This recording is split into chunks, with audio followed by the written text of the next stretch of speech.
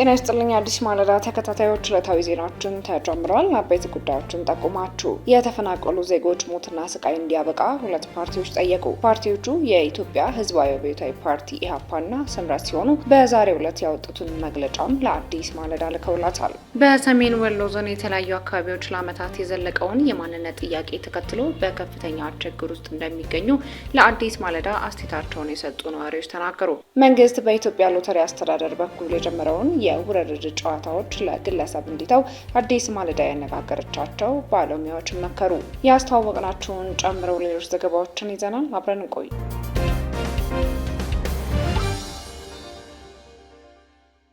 የተፈናቀሉ ዜጎች ሞትና ስቃይ እንዲያበቃ ሁለት ፓርቲዎች ጠየቁ። ፓርቲዎቹ የኢትዮጵያ ሕዝባዊ አብዮታዊ ፓርቲ ኢህአፓና ስምረት ሲሆኑ በዛሬው ዕለት ያወጡትን መግለጫም ለአዲስ ማለዳ ልከውላታል። የኢትዮጵያ ሕዝባዊ አብዮታዊ ፓርቲ ኢህአፓ ባወጣው መግለጫ አሰቃቂውን ጦርነት ተከትሎ ከቤታቸው ተፈናቅለው በየመጠለያ ጣቢያው ያሉ ንጹሐን ዜጎች ዘርፈ ብዙ ችግሮች ሲደርሱባቸው መቆየቱን አስታውሷል። ችግሮቻቸው የሚፈታላቸው ብቻ ሳይሆን ጉዳይ የሚላቸውም አካል ባለመኖሩ ለከፋ አደጋ ከተጋለጡ ዓመታት አልፈዋል የሚለው መግለጫው በህጻት የተፈናቃዮች መጠለያ ካምፕ ላይ የደረሰውም ይሄው ነው ብሏል። ነገር ግን ረሃብ በፍጹም ጊዜ አይሰጥምና ለእነዚህ ወገኖች በአስቸኳይ የሰብአዊ እርዳታ እንዲደርሳቸውና ጉዳያቸውም በዘላቂነት እንዲፈታ ኢህአፓ ጠይቋል። ኢህአፓ መግለጫ ሲቀጥል ልጆቻቸው በጦርነት ለተማገዱባቸው ጥቂቶች ለስልጣናቸው ሲሉ ከቀያቸው ላፈናቀሏቸው ለእነዚህ ዜጎች የሚደረግ ማንኛውም ድጋፍ እርዳታ ሳይሆን የዜግነት ግዴታ እንደሆነም ሊሰመርበት ይገባል ሲል አሳስቧል። የጌታቸው ረዳ ስምረት ፓርቲ በተመሳሳይ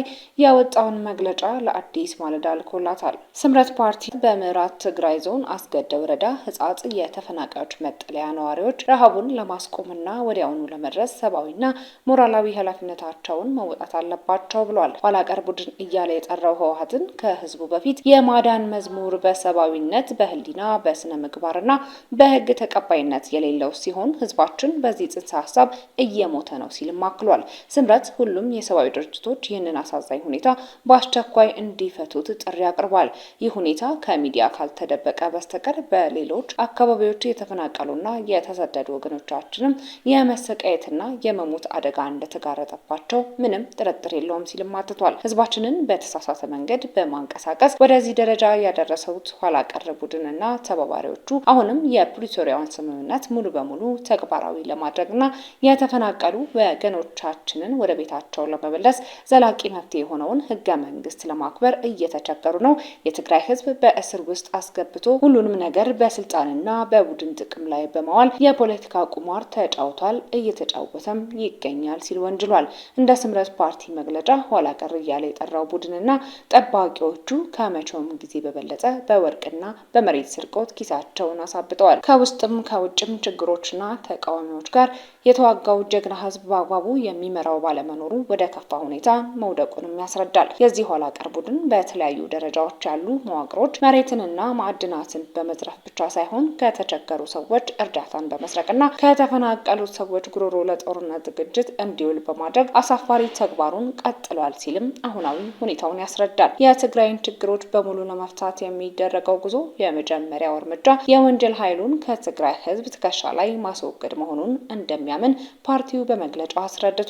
ይህ ቡድን የፕሪቶሪያን ስምምነትና ህገ መንግስቱን ጥሷል፣ ከሻቢያ አገዛዝ ጋር ህገወጥ ጥምረትን ፈጥሯል። ስለዚህ ስምረት ሁሉም የትግራይ ተወላጆች ይህንን የኋላ ቀር ቡድንና ተባባሪዎቹን ከህዝባችን ትከሻ ላይ ለአንዴና ለመጨረሻ ጊዜ ለማስወገድ በጋራ እንዲታገሉ ጥሪ ማቅረቡን ለአዲስ ማለዳ በላከው መግለጫ አመልክቷል።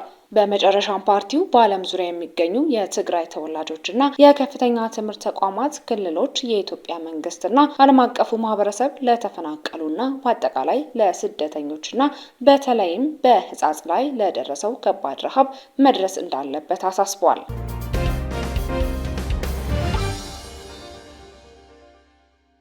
በሰሜን ወሎ ዞን የተለያዩ አካባቢዎች ለዓመታት የዘለቀውን የማንነት ጥያቄ ተከትሎ በከፍተኛ ችግር ውስጥ እንደሚገኙ ለአዲስ ማለዳ አስተያየታቸውን የሰጡ ነዋሪዎች ተናገሩ። ስማችን ለደህንነታችን ሲባል አይገለጽ ሲሉ የጠየቁ አንድ የአካባቢው ነዋሪ በአሁኑ ሰዓት በህወሓት ቡድን ይመራሉ ያሏቸው ታጣቂዎች በዞኑ የሚገኙትን አላማጣ ከተማ፣ ራያ አላማጣ፣ ራያ ባላ፣ ኮረም፣ ኦፍላና፣ ዛታ ወረዳዎች ላይ እየተንቀሳቀሰ በዜጎች ላይ እገታና ግድያን ጨምሮ የተለያዩ ጥቃቶችን እየፈጸመ እንደሚገኝ ተናግረዋል። ራያ አላማጣ የማንነት ጥያቄ ያለባቸው 3 ወረዳዎች ላይ 3 ወረዳ ታችኛ 3 ወረዳ አለ። ያለው እንቅስቃሴ ህወሓት ታጣቂዎች የፕሪቶሪያ ስምምነት ጥሰው ከገቡ በርካታ ጊዜ አስቆጥረዋል። ቀን በቀን ሰው አፈና አለ፣ ሰው ግድያ አለ፣ ዝርፊያ አለ። በቀን ሰው ይታፈናል። ወደ የትኛው መጮህ እንዳለበት ታፍኖ ነው ያለው። በሰላማዊ መንገድም መንግስትን የሚጠባበቀው አካል ሰላማዊ ሰልፍም ያለውንም ብሶት ለማሰማት ተከልክሎና ያው ታግዶ ያለበት ሁኔታ ነው ያለው። ከዚህ ቀደም በዜጎች ላይ መሰል ድርጊቶች ለበርካታ ጊዜያት ሲፈጸሙ ነበር ያሉት አስተያየት ሰጪው አሁን ላይ ችግሩ ተባብሶ ታህሳስ 12 ቀን 2018 ዓ.ም በሁለት ቤተክርስቲያን ቅጥር ግቢ በመግባት አፈናን ሊፈጽሙ እንደነበር በመጥቀስ ሁኔታውን አብራርተዋል። ከመከላከያም ከፌዴራል ትዕዛዝ ውጭ በመሆን አካባቢውን በጉልበት ሰው እየገደሉ ሰው እያፈኑ ቀን በቀን የራያ ወጣት እየታፈነ እየተገደለ ነው። በቃ የሃይማኖት ተቋም ላይ እነሱ የራያን ህዝብ የማይወክል መንበረ ሰላማ የሚልባል የሃይማኖት ተቋም ከኢትዮጵያ ኦርቶዶክስ ሲኖዶስ የተገነጠለ ኃይልን ያንን ካልተቀበላችሁ ብለው የሃይማኖት አባቶችን እያፈኑ እየገደሉ ነው። ከራማቱ ቆየ ህዝቡ በሚችለው እየታገለ ነው፣ ግን ይሆን አይደለም እንግዲህ እስካሁን ድረስ ያለው ሁኔታ ምናልባት በአፈናና በእንትን ዙሪያ ነበረ። አሁን ላይ ግን ከ3 ቀን ወዲህ ጀምሮ በሃይማኖት ዙሪያ ያለው እውቀት በጣም ጠበቅ ያለ ሁኔታ ነው ያለው።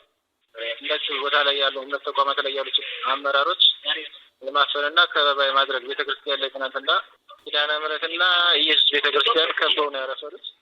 አካባቢው በአማራና ትግራይ ክልሎች የይገባኛል ጥያቄ የሚነሳበት መሆኑን ተከትሎ ከሰሜን ኢትዮጵያ ጦርነት በኋላ ችግሩ በፕሪቶሪያው ስምምነት እልባት እንዲሰጠው ተወስኖ እንደነበር አስታውሰዋል። ነገር ግን ይህ አለመሆኑን በማንሳት አካባቢው በኮማንድ ፖስት ስር እንደሆነ ገልጸዋል። የፌዴራል ፖሊስ ብሎም መከላከያ በስፍራው መኖራቸውን በማንሳት አሁን ላይ ምንም አይነት አስተዳደራዊ መዋቅር የለም፣ ህዝቡ ያለበትን ሁኔታ ለማን እንደሚጮህ ግራ ገብቶታል፣ ሰላማዊ ሰልፍም እንዳያደርግ ታግዶ ነው ያለው ይላሉ።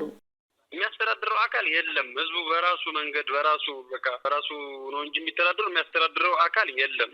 ስለዚህ አሁን እኛ እስካሁን ድረስ ያለው በኮማንድ ፖስት አስተዳደራዊ መዋቅር ምንም አይነት አስተዳደራዊ መዋቅር የለም።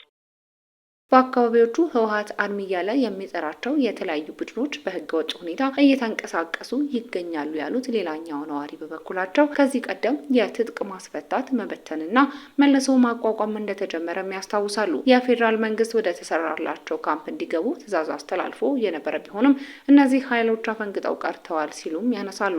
አስተዳደርን በሚመለከት ከዚህ ቀደም በህወሓትና በአማራ ክልል መንግስት በኩል በየፊናቸው የተለያዩ ኃላፊዎች ተሾሞ እንደነበር ነዋሪዎች አንስተዋል። ታጣቂዎቹ በብዛት ትምህርት ቤቶችን በመያዝ እንደ ካምፕ እየተቆጣጠሩ እንደሚገኙም ያነሱት አስተያየት ሰጪዎቹ በሌላ በኩል ከሰላም አለመኖር ጋር በተያያዘ በአካባቢው የኑሮ ውድነት መኖሩንም አክለው ገልጸዋል። የአካባቢው ሚሊሻዎች ፖሊስ ከመንግስትም በተሰጠው ትዕዛዝ መሰረት ትዕዛዙን አክብሮ መሳሪያውን አስቀምጦ ባለበት ሁኔታ ህዝቡ እየተበደለ እየተጨቆነ እየታፈነና እየተገደለ ነው። ትምህርት ቤቶች የጦር ሰፈር ሆነዋል ሲሉም አማረዋል። አሁን ላይ አዲስ ሰራዊት መግባቱን ህዝቡ በከፍተኛ ችግር ውስጥ መሆኑን ለአዲስ ማለዳ የነገሯት ደግሞ የወሎ ራያ አማራ ማንነትና ወሰን አስመላሽ ኮሚቴ ሰብሳቢው ኃይሉ አበራ በበኩላቸው ሁኔታው መንግስት አለ ለማለት አያስደፍርም ይላሉ። አካባቢው ላይ ከዚህ ቀደም ታፍነው የተወሰዱትን 600 ሺህ ብር በመክፈል እንዲመለሱ ሲደረግ እንደነበር ጠቅሰው በቤተክርስቲያን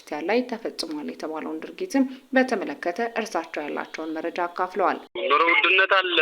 ያው ካለው መዋቅር ህግ ስነስርዓት ማለት አስተዳደራዊ ስርዓት ስለሌለ በቃ ነጋዴውም በይ ምኑም በፈለገው ኑሮ ውድነት በጣም ኃይለኛ ነው ያለው። ህዝቡም መከራውን እየበላ ነው ያለው። ህዝቡ ያሳዝናል። አካባቢው ላይ መንግስታዊና ህዝባዊ አገልግሎቶች ቆመዋል ያሉት ኃይሉ በስፍራው ኮማንድ ፖስት ቢኖርም ምንም ማድረግ አልተቻለም ይላሉ። የፌዴራሉ መንግስት ጉዳዩን በቸልታ ስለማየቱ ደጋግመው የሚያነሱት ኃይሉ የኢትዮጵያ አካል አድርጎስ ይቆጥራል ይሆን ወይ ሲሉ ይጠይቃሉ። ችግሩን እየፈጠረ ያለው በደብረጽዮን ገብረ ሚካኤል የሚመራው የህወሓት ቡድን ነው ሲሉም ወንጅለዋል። ልክ እንደ ራያ ትግራይ ክልል ሁሉ ለራያ ሀገር ሽማግሌዎች ጠቅላይ ሚኒስትሩ እንኳን ትኩረት አልሰጡም ባይ ናቸው። ምንም እንኳን በርካታ የውስጥ ችግሮች ቢኖሩበትም ፕሮጀክቶችን ሁሉ በማፋጠን የአማራ ክልል መንግስት ለመንግስት ሰራተኛ ደሞዝ እየከፈለ መሆኑንም አንስተዋል። ክልሉ የራሱ ችግር እያለበት ከዚህ በላይ ጦር አሰልፎ ነፃ እንዲያወጣን አንጠብቅም ሲሉም ኃላፊነቱን የፌዴራል መንግስቱ ነው፣ ሌላው ቀርቶ በበጀት እንኳን መያዝ ይችል ነበር ሲሉም ወቅሰዋል። ተዘጋጅተው ነው የከረሙት። ሁሉ ከተማውን ከመሀል ከተማ ጀምሮ እስከ ቤተክርስቲያን አቅጣጫ ስናይፐር ታጥቀው ከተማውን ሰው ወደዛ እርዳታም ምንም እንዳይሰጥ ነበር ጥቃት ያደርጉ የነበሩት። መጨረሻ ላይ ቤተክርስቲያኑ ከበባ ውስጥ ዓላማው ያው እዛ ያሉትን ካህናት ለማፈንና ማህተም መቀማት መንበረ ሰላማ የትግራይ መንበረ ሰላማ ተብሎ ራሱን የሚጠራው አካል እንዲሆኑና ከኢትዮጵያ ኦርቶዶክስ ቤተክርስቲያን ራሳቸውን እንዲያገሉ ለማስገደድ ነበር። በትግራይ ጊዜያዊ አስተዳደር የደቡብ ትግራይ ዞን አስተዳዳሪ የነበሩትና በአሁኑ ወቅት የስምረት ፓርቲ ምክትል ፕሬዝዳንት እንደሆኑ የገለጹት ሀፍቱ ኪሮስ የሰብአዊ መብቶች ጥሰቶች እየተፈጸሙ መሆኑን ያረጋግጣሉ። ልክ እንደ ኃይሉ እርሳቸውም የደብረ ጽዮን ስም ጠቅሰው የወነጀሉ ሲሆን ቡድኑ ከዞኑ ጀምሮ የአካባቢውን የመንግስት መዋቅር አፍርሷል ባይ ናቸው። ቡድኑ ይፈጽማል ያሉትን ህገወጥ ተግባር የትግራይ ህዝብ ጊዜያዊ አስተዳደሩ እንዲሁም የፌዴራል መንግስት ያውቃል ያሉት ሀፍቱ የትግራይ ጊዜያዊ አስተዳደር አቅመ ቢስ መሆኑን የፌዴራል መንግስት ያውቃል ይላሉ። የአማራ ክልል መንግስትማ ማድረግ የሚገባውን ነገር በሙሉ እያደረገ ነው። ከአቅሙ በላይ ማለት ነው። በጣም ብዙ ሜጋ ፕሮጀክቶችን እያጠፈ ነው። ለመንግስት ሰራተኛው ደሞዝ እየከፈለ ያለው በራያ 6 ወረዳዎችም በወልቃይትም በጠለምትም ለመንግስት ሰራተኛው ደሞዝ እየከፈለ ያለው ለጤና ተቋማቱም ይሁን ለሌሎች እንትኖች እገዛ እያደረገ ያለው የአማራ ብሔራዊ ክልላዊ መንግስት ነው። ከዚህ በላይ ደግሞ ምንም ሊያደርግ አይችልም። ክልሉ በውስጥ ችግር ውስጥ እየታመሰ እዛ ጦር አስተማርቶ እንዲያስወጣም አንጠብቅም። ይሄ በፌዴራል መንግስቱ እጅ ነው ያለው ሁሉ ነገር በፌዴራል መንግስት። ምክንያቱም ለትግራይ በጀት የመደበው እኮ የፌዴራል መንግስት እኮ ነው። ሊያስገድድ የሚችልበት እጁ ላይ ብዙ መሳሪያዎች አሉ። በበጀት መያዝ ይችላል፣ በሌሎች ነገሮች መያዝ ይችላል። የአካባቢው ማህበረሰብ የማንነት ጥያቄ አይደለም ችግሩ ያሉት ሀፍቱ ውሳኔውን በራሱ ይወስን፣ ያንን ለማድረግም እድሉን አላገኝም፣ የማንነት ጉዳይ ከፖለቲካ ጋር የተያያዘ መሆኑንም ያነሳሉ። የትግራይ ጊዜያዊ አስተዳደር አቅመ ቢስ መሆኑ የፌዴራል መንግስቱም ያውቃል። የቆየ ባህሪ የዚህ ቡድን የቆየ ባህሪም ያውቃል። አሁን በትግራይ ውስጥ በፌዴራል ኃይሉ የሚመራ የጊዜያዊ አስተዳደር የለም። ይሄ የፌዴራል መንግስቱም ያውቃል ማለት ነው። ስለዚህ ትናንት አላማጣ ከትናንትና ወዲያ ጀምሮ የመንግስቱን መዋቅር ማፍረስ ያልበቃው ኃይል ወደ ቤተ እምነቶችም ጭምር ይገባው በአላማጣ ደብረ መድኃኒት ኢየሱስ ቤተክርስቲያን አካባቢ እና በሌሎችም አብያተ ክርስቲያናት ማህተማቸው እንዲቀየር መንበረ ሰላማ የሚል ማህተም እንዲቀየሩ ለማስገደድ ያ ካልሆነ ግን በመንግስት መዋቅር ላይ ያደረገው በሃይማኖት ቦታዎችም በተመሳሳይ ማህተማቸውን ነጥቆ ማህተም አሰርቶ ለመስጠት የታሰበ በቀጥታ በየደብሮቹ ላይ ሄዶ ይሄንን እንቅስቃሴ በሃይማኖት መሪዎች ላይ እንደዚህ አይነት የኃይል እርምጃ ለመውሰድ ተንቀሳቅሶ ነበረ።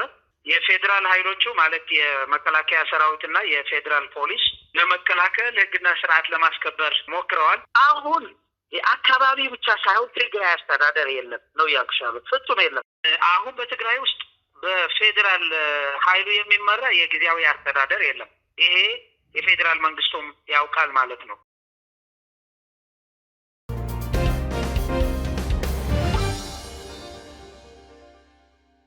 መንግስት በኢትዮጵያ ሎተሪ አስተዳደር በኩል የጀመረውን የውርርድ ጨዋታዎች ለግለሰብ እንዲተው አዲስ ማለዳ ያነጋገረቻቸው ባለሙያዎች መከሩ። በኢትዮጵያ ሎተሪ አገልግሎት ፈቃድ ተሰጥቷቸው ሲሰሩ የነበሩ የስፖርት ውርርድ ላይ ተሰማርተው የነበሩ ድርጅቶች የስራ ፈቃድ ባለፈው ሳምንት መሰረዛቸው አይዘነጋም። ውሳኔው በስራ ላይ ባሉና ቀደም ሲል በይፋ በታገዱ በሁሉም የውርርድ ድርጅቶች በእኩልነት ተፈጻሚ እንደሚሆኑ የተገለጸ ሲሆን ውሳኔው የተፈጸመው በውርርድና በፋይናንስ ዘርፍ ላይ በተካሄደ ሀገር አቀፍ ግምገማ ላይ ተመስርቶ እንደሆነም ተነግሮ ነበር። ከዚህ ጋር ተያይዞ መንግስት እነዚህን የግል ድርጅቶች ፈቃድ ከሰረዘ በኋላ የኢትዮጵያ ሎተሪ አገልግሎት በድረገጹ ላይ በበይነ መረብ አማካኝነት የሚካሄዱ የተለያዩ አይነት ውርርዶችን መጀመሩን አዲስ ማለዳ ተረድታለች። መንግስት የጀመራቸውን እነኚህ አዳዲስ የስፖርት ውርርዶች በተመለከተ አዲስ ማለዳ የህግና የምጣኔ ሀብት ባለሙያዎችን አነጋግራለች። የህግ ባለሙያው ካሳሁን ሙላቱ እንደሚሉት መንግስት ሀገርን የማስተዳደርና ህግን የማስከበር ኃላፊነት እንዳለበት ተገንዝቦ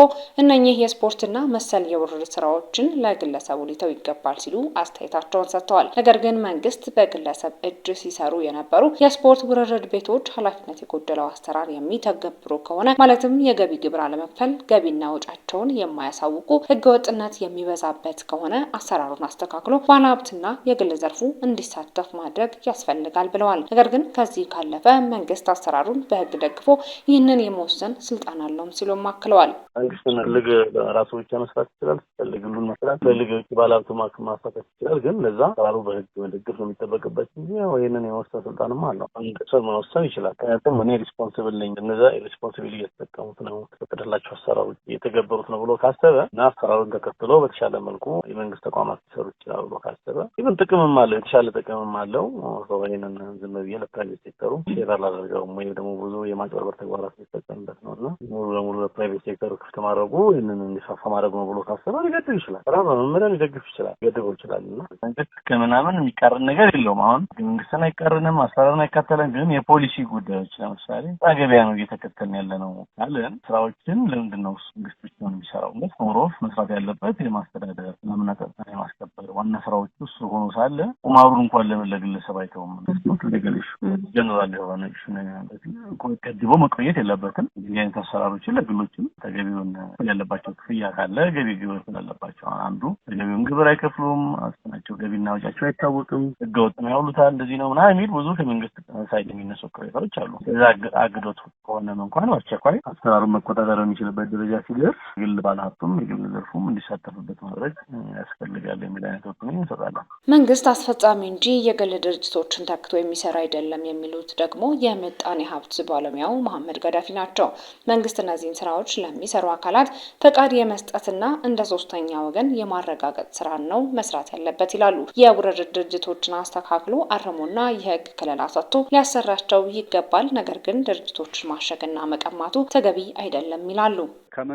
መንግስት አስፈጻሚ ነው እንጂ ማንኛውንም ተቋም ወይም የግል ድርጅቶችን ተክቶ ሊሰራ የሚችል አይደለም።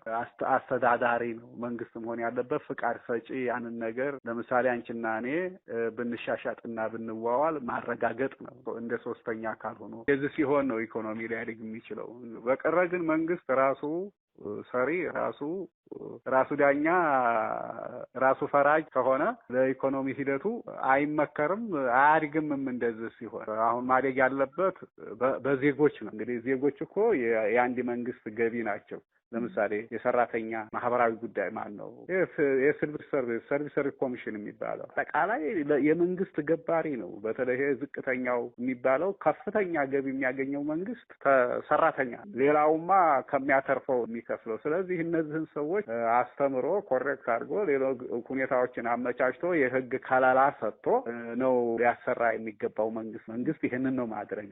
የህግ ጥበቃ ነው ሊያደርግላቸው ለማንኛውም ነጋዴ፣ ለማንኛውም ሰራተኛ። ምክንያቱም ግብር ይገብራል። ስለዚህ ይሄንን ማጠናከር አለበት እንጂ ማሸግ መቀማት የለበትም። ይህ በእንዲህ እንዳለ የኢትዮጵያ ኢኮኖሚ ታሟል የሚሉት መሐመድ እዚህ ህመም ላይ የተለያዩ ሸክሞችን በመጫን ሊድን አይችልም ባይ ናቸው። ይህም እንዲፈጠር በዋናነት በሀገሪቱ ያለው የሰላምና ጸጥታ ሁኔታ እንዳለ ሆኖ እንደ ሙስና ያሉ ድርጊቶች ለሀገሪቱ ኢኮኖሚ ውድቀት ምክንያቶች ናቸው ብለዋል። አሁን ሀገሪቱ ሰፊ ናት፣ ግን አሁን እየጠበበች ነው ያለች። ምክንያቱም ግብር ሊገበር የሚችሉት በከተሞች ሰላም ባለባቸው አካባቢዎች ነው። አሁን እዚህ ላይ ትልቅ ጫና እንግዲህ ጥያቄ ውስጥ ተሆን ኢኮኖሚ ከታመመ ቆይቷል። የታመመ ይሞታል ማለት ነው። ተሞተ ይቀበራል። አሁን ክሪቲካል ላይ ነው አሁን ያለው። ክሪቲካል ማለት ሊዲን የማይችል ግን ህይወቱ አለ፣ ሊዲን የማይችል ነው። እንግዲህ ኢኮኖሚ ሲስተም እስከሆነ ድረስ ይታመማል እና ልክ ህይወት ያለው ነገር ነው፣ ፍሎው ነው። ንግድ ደግሞ ልክ እንደ ደም ዝውውር፣ እንደ አንድ ሰው ጤንነት ልክ የደም ዝውውር ነው። ተግሩ ጫፍ እስከ ጸጉሩ ድረስ ብለድ ሰርኩሌሽን ካልመጣ ያ ሰውነት ወይም ይሄ አካል ጤነኛ ሊሆን አይችልም። ኢኮኖሚውም የኢትዮጵያ ኢኮኖሚም እንደዚህ ነው። ስለዚህ የተመታበት ቦታ ስላለ እዚህ ላይ የፈለግነውን ሸክም ብንጭ ነው ሊድን አይችልም። ምክንያቱም አንድ ፓርት ነው፣ ሁለት አይደለም። በጎን በእርግጥ የሚዘረጥጡት ነገሮች ብዙዎች፣ የሰላም የጸጥታው ጉዳይ ይዘረጥጠዋል፣ ሰላም ማጣት፣ ሙስናው ይዘረጥጠዋል። በቢሮክራሲው ላይ አጠቃላይ ያለው ዛሬ ሰዎች አገልግሎቱን ወይም ፍትህን በገንዘባቸው እየገዙ ነው። ዛሬ በየቦታው የምንሰማው ይሄ ነው። እንደገና ደግሞ እንደ ህገወጥ ደግሞ እንደምንል ወንበዴው ደግሞ እንደዚህ ገንዘብ በጎን ይሰበስባል። አሁን እነዚህ ሁሉ ያጣድፉታል ማለት ነው እና እዚህ ወከባ ላይ ያለ እንግዲህ ወዴት እንደሚሄድ አይታወቅም። የሀገሪቱ ኢኮኖሚን በተመለከተ በዋናነት በተለያዩ አካባቢዎች የሚታዩ የሰላምና ጸጥታ ጉዳዮች እልባት ሊያገኙ እንደሚያስፈልግም አመልክተዋል።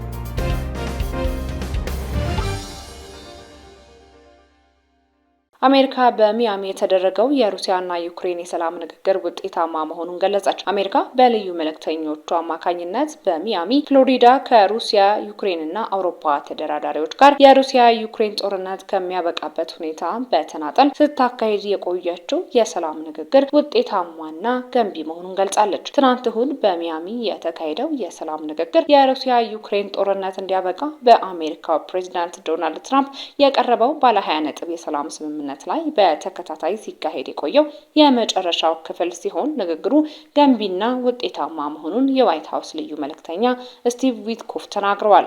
በሰላም ንግግሩ ላይ የፕሬዝዳንት ትራምፕ አማች ያሬድ ኩሽነር መገኘታቸውም ታውቋል። የአሜሪካው ልዩ መልእክተኛ ስቲቭ ዊትኮፍ የሩሲያ አቻቸው የፕሬዝዳንት ቭላዲሚር ፑቲን ልዩ መልእክተኛ ኪሪል ዲሚትሪቭ እሁድ ዕለት በሚያሚ አግኝተው ካነጋገሩ በኋላ የአውሮፓና ዩክሬን ባለስልጣናትም በተናጠል አነጋግረዋቸዋል። በመጨረሻም በሩስተም ኡመሮቭ ከሚመራው የዩክሬን ተደራዳሪ ቡድን ጋር በተናጠል ውይይት ያደረጉት የዋይት ሀውስ ልዩ መልእክተኛ ስቲቭ ዊትኮፍ ውይይቱ አሜሪካ ዩክሬንንና አውሮፓ ሊከተሉ በሚገባቸው የጋራ ስትራቴጂ አካሄድ ላይ አተኩሮ የተካሄደ መሆኑንና በዚህም ገንቢ ውጤት የታየበት መሆኑን ከኡመሮቭ ጋር በሰጡት የጋራ ጋዜጣዊ መግለጫ ተናግረዋል። ዊትኮፍ እና ኡመሮቭ በሰጡት የጋራ ጋዜጣዊ መግለጫ በሰላም እቅዱ ሊከናወኑ ስለሚገባቸው ቀጣይ ስራዎች የጊዜ ቅደም ተከተሎች ላይ ያተኮረ እንደነበረም ገልጸዋል። በአሜሪካና ዩክሬን ባለስልጣናት መካከል በተናጠል የተካሄዱት የሁለትዮሽ ውይይቶች በአራት መሰረታዊ ጉዳዮች ላይ አተኩረው የተካሄዱ መሆናቸውንም ዊትኮፍና ኡመሮቭ የገለጹ ሲሆን እነዚህ ባለ 20 ነጥቡ የሰላም ስምምነት፣ ባለብዙ ወገን የደህንነት ማረጋገጫ፣ የአሜሪካ የዩክሬን ደህንነት ማረጋገጫና የኢኮኖሚና ብልጽግና እቅዶች መሆናቸውንም አመልክተዋል። ከሩሲያ ጋር የተካሄደው የሁለትዮሽ የሰላም ንግግርም በተመሳሳይ ውጤታማ መሆኑን የገለጹት የፕሬዝዳንት ትራምፕ ልዩ መልእክተኛ ስቲቭ ዊትኮፍ ሩሲያ በዩክሬን ሰላም ለማውረድ ቁርጠኛ መሆኗን በድጋሚ አረጋግጣለች ሲሉም በኤክስ ገጻቸው ላይ ባሰፈሩት መልእክት የውይይቱን ፍሬያማነት ገልጸዋል።